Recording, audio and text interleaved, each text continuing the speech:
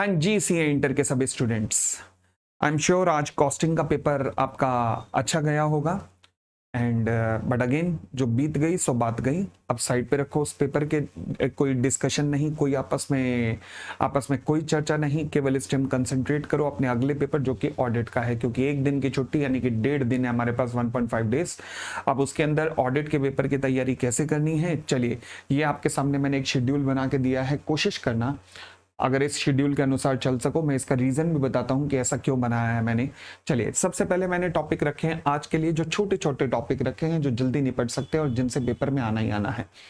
Introduction, ethics, bank audit, audit report, completion and review.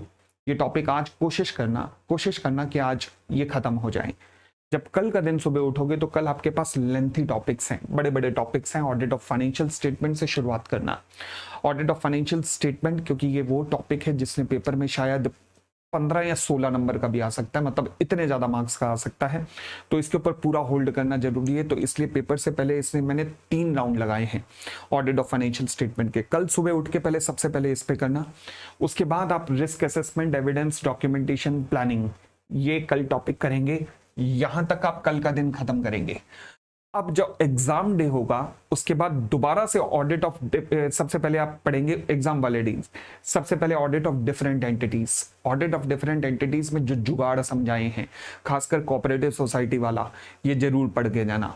ये सारा करने के बाद फिर ऑडिट ऑफ फाइनेंशियल स्टेटमेंट। दोबारा ध्यान रखना ये दोनों टॉपिक्स मिलके अप्रोक्सीमेटली 20 नंबर के बन सकते हैं, तो इसलिए इन दोनों को फिर दोबारा ऑडिट ऑफ फाइनेंशियल स्टेटमेंट करने के बाद फिर एक बार दोबारा से ऑडिट ऑफ डिफरेंट एंटिटी पढ़ लेना। ये ध्यान रखना, ये 2 टॉपिक में बार बार जोर दे के कह रहा हूं, ये आखिरी दिन करना।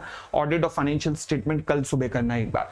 अभी ऑडिट ऑफ फाइनेंशियल स्टेटमेंट बिल्कुल मत करना, क्योंकि एकदम फ्रेश माइंड होना चाहिए उसके लिए। फ्रेश माइंड इसलिए ताकि एकदम दिमाग में रिकॉल रहे, कीवर्ड्स ध्यान रहे, वो कीवर्ड्स जो कि हर एक टॉपिक के अंदर आ रहे हैं बस वो ध्यान रहे। तो इसलिए ऑडिट ऑफ फाइनेंशियल स्टेटमेंट एकदम फ्रेश माइंड से करना, ठीक है जी। तो कोशिश करना इस तरीके को फॉलो करने की। फिलहाल ऑडिट में किसी भी प्रकार की कोई भी क्वेरी अगर आपको आए, कोई टॉपिक ना समझ आ रहा हो, ऐसा कुछ भी हो, तो फिर मेरा नंबर आपके पास अवेलेबल रहेगा।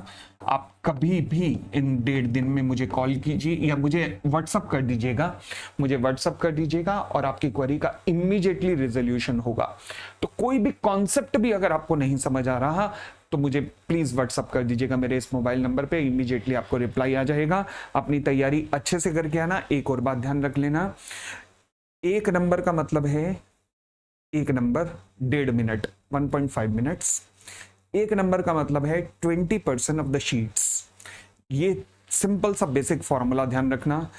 एक और कसम खा लेना, पेपर पूरा करके आना है, हर हाल में पेपर पूरा करके आना है, पेपर को छोड़ के नहीं आना।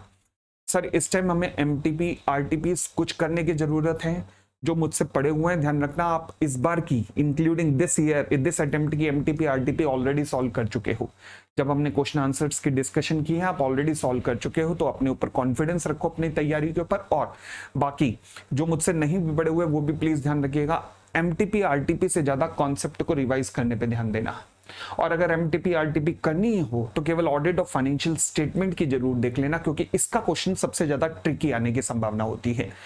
ठीक हो गई इतनी बात, तो बहुत बहुत शुभकामनाएं आपको तैयारी के लिए। एंड अगेन कोई भी प्रॉब्लम आए ऑडिट के अंदर, कोई कॉन्सेप्ट ना समझ आए, मेरे इस मोबाइल नंबर पे आप व्हाट्सअप कर देना, मैं आपको ऑडियो रिप्लाई कर दूंगा। Thank you, bye bye, take care, बहुत बहुत शुभकामनाएं, गॉड ब्लेस यू।